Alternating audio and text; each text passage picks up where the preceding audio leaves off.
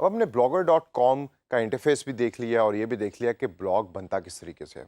और कुछ चंद टिप्स मैंने आपको पिछले सेशंस के अंदर भी दे दी कि ब्लॉग्स बनाते हुए कौन-कौन सी ऐसी चीज़ें हैं कि जिसका ख्याल आपने रखना है। लेकिन इसके अलावा जब भी आप फ्रीलांसिंग की जॉब कर रहे हैं ब्लॉग्स के related, there are few things very important to consider. और उन इंपॉर्टेंट थिंग्स को कंसिडर के बारे में आज मैं इस सेशन के अंदर बात करूंगा। तो इनको ज़रा गौर से सुनिए, जहन में रखिए, ताकि आगे जाके जब आप फ्रीलांसिंग की जॉब कर रहे हैं तो ये सारी चीज़ें आपको हेल्प भी करेंगी और आपको एक अच्छा ब्लॉग मार्केटिंग बनाने में मदद भी करेंगी। तो सबसे पहले आइए नज़र डालते हैं सबसे पहली इंपॉर्टेंट थिंग्स टू कंसिडर के पॉइंट के ऊपर, जो है गोल्स का पॉइंट। जब भी आप कोई भी ब्लॉग बना रहे हैं तो मेक श्योर करें कि जो क्लाइंट है आपका फ्रीलांसिंग मार्केट प्लेस पे, वो आपको गोल एग्जैक्टली और सही तरीके से स्पेसिफिक अंदाज में आपको बताए कि मेरे ब्लॉग्स के गोल क्या हैं। अगर आपको गोल्स का आइडिया नहीं है कि इस ब्लॉग को बनाने के गोल्स क्या हैं, तो आप कभी भी एक अच्छे ब्लॉग मार्केटर नहीं बन सकते। फॉर एग्जांपल, गोल्स में कौन कौन से ऐसे गोल्स हैं जो मोस्ट कॉमन है और फ्रीलांसिंग दुनिया में आपको अक्सर वो मिलते हैं। Number one and the most important one is lead generation, या लीड एंड कन्वर्टिंग लीड्स का एक गोल होता है कि जो फ्रीलांसिंग दुनिया में बड़ा ही पॉपुलर है। मतलब ये होता है कि आपको क्लाइंट ये कह रहा है कि भाई कंटेंट पब्लिश करो ब्लॉग पर, और उस कंटेंट की बेस के ऊपर जब लोग उस पर कमेंट्स करें तो लोगों से उनकी डिटेल्स मांगो, और वो leads will be use in order to sell some product और सर्विस इन द फ्यूचर, या in order to increase traffic on the website also. तो एक तो ये बहुत मोस्ट कॉमन गोल है। इसके अलावा अवेयरनेस का भी है कि हम अपना ब्लॉग बनाना चाह रहा हूँ मैं कि उसके थ्रू मेरी प्रोडक्ट या सर्विस की अवेयरनेस बढ़े। या उसके अलावा कस्टमर इनसाइट्स का एक गोल है, या कस्टमर सपोर्ट का। अक्सर कंपनीज ये होती हैं कि वो कहती हैं कि हमारा गोल ये है कि हम एक ऐसा प्लेटफॉर्म बना दें कि जहां हमारा यूज़र आए और स्पोर्ट रिलेटेड जितनी भी चीज़ें हैं वो सारी की सारी उधर आकर उसके बारे में सवालों के जवाबात को तलाश करे और हमारे साथ इंटरेक्ट करे।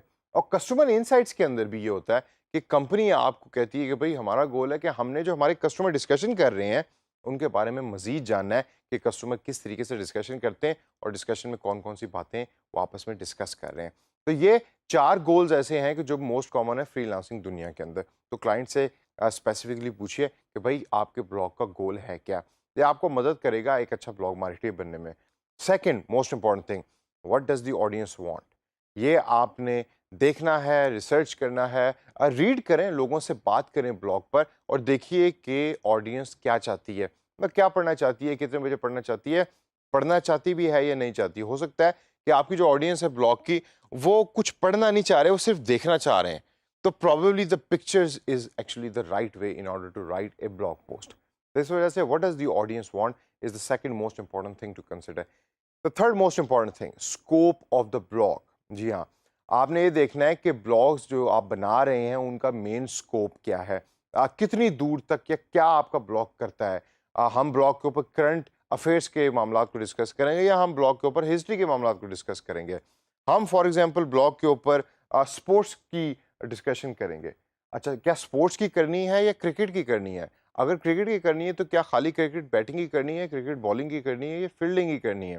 तो स्कोप हमेशा डिफाइन करता है वो बाउंड्री आपके ब्लॉग की कि जिसको ज़हन में रखकर आप कंटेंट बनाते हैं और बनाकर फिर पब्लिश करते हैं।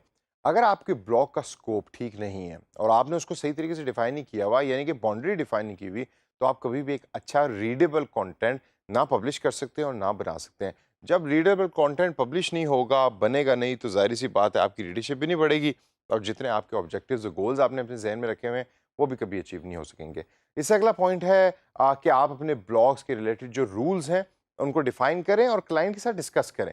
फॉर एग्ज़ाम्पल, एक रूल है कि जी मैं अपने ब्लॉग के जो कमेंट्स हैं, उसके अंदर किसी किस्म की ऑब्सीन लैंग्वेज यूज़ नहीं करना चाहता, यानी गालियाँ वगैरह मैं नहीं चाहता कि मेरे ब्लॉग के कमेंट्स के अंदर कोई लिखे, तो मैं फ़िल्टर्स लगाता हूँ। कोई रिलीजियस कंटेंट मैं नहीं चाहता कि कोई पब्लिश करे, कोई पॉलिटिकल कंटेंट मैं नहीं चाहता कि कोई पब्लिश करे। हर ब्लॉग के अपने रूल्स होते हैं, उन रूल्स को आप डिफाइन करें, डिफाइन करके क्लाइंट से अप्रूव करवाएं। और last but not the least point is content calendar. मैं बार बार इस कंटेंट कैलेंडर के पॉइंट को आपको कहूंगा कि इसको हमेशा कंसिडर रखें। कैलेंडर आपके पास होना चाहिए, उसके ऊपर डेली के हिसाब से क्या क्या पोस्ट होनी है, वो तमाम चीज़ें उसके ऊपर होनी चाहिए। क्लाइंट उसको अप्रूव करे, उसको देखे। आप उसको लिख बेशक बाद में सकते हैं, लेकिन at least title of the blog जो है, जो पोस्ट है, वो उसके ऊपर कैलेंडर पे आ रहा होना चाहिए, ताकि जो आपका क्लाइंट है उसको पता हो कि आप क्या पोस्ट करने जा रहे हैं। तो दोस्तों, ये थे वो चंद पॉइंट कि जो हमने आज देखे कि एक अच्छा ब्लॉग मार्केटियर बनने के लिए आपको हमेशा कंसिडर करने पड़ते हैं। इन पॉइंट्स को आप जहन में रखें और जब नेक्स्ट टाइम आप ब्लॉग काम शुरू करने लगें, अपना ब्लॉग बनाने लगें, तो ये वो सारी चीज़ें हैं कि जो आपको बड़ी मदद करेंगी एक अच्छा ब्लॉग मार्केटियर बनने के लिए।